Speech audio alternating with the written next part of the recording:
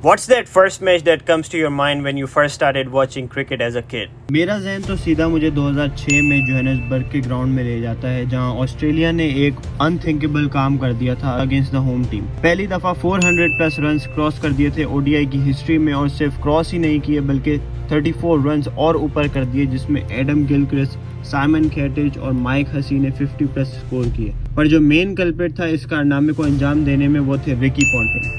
Of course और कौन हो सकता है, और उन्होंने 164 रन्स किए on just 105 deliveries with a strike rate of 156.19। और पूरा क्रिकेटिंग वर्ल्ड सकते में था कि ये क्या हो गया, और कोई साउथ अफ्रीका के बारे में तो सोच ही नहीं रहा था कि उनकी बैटिंग भी आनी है, क्योंकि सबके लिए मैच बस वहीं पहली इनिंग्स में ही खत्म हो गया था। और किसी को ये भनक भी नहीं थी कि ये मैच जब खत्म होगा तो it will go down in history as one of the best ODI games ever.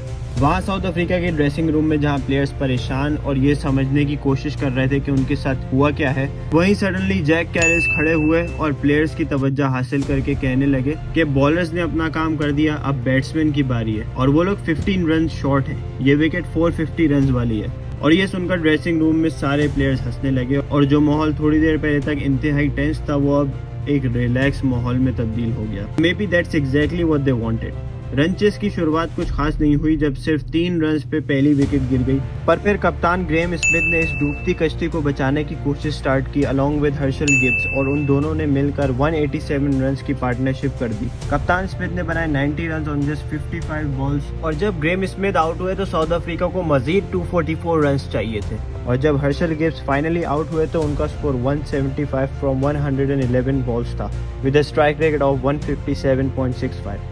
और हर्शल गिब्स ने अपनी ऑटोबायोग्राफी में ये एतराफ़ किया है कि वो इस मैच से पहले रात 1 बजे तक अपने एक फ्रेंड के साथ ड्रिंक कर रहे थे, और सुबह होने पर जब वो मैच के लिए ग्राउंड में गए तब तक वो हैंगओवर में थे, और उसी हालत में उन्होंने ये बैटिंग परफॉर्मेंस दी। अब सवाल ये है कि रिकी पॉन्टिंग ने क्या खाया था मैच से पहले।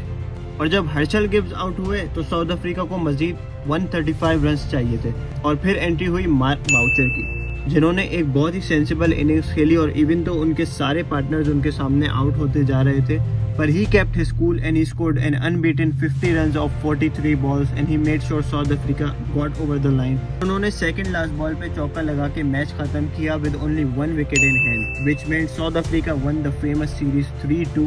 It is still the highest ODI run chase ever.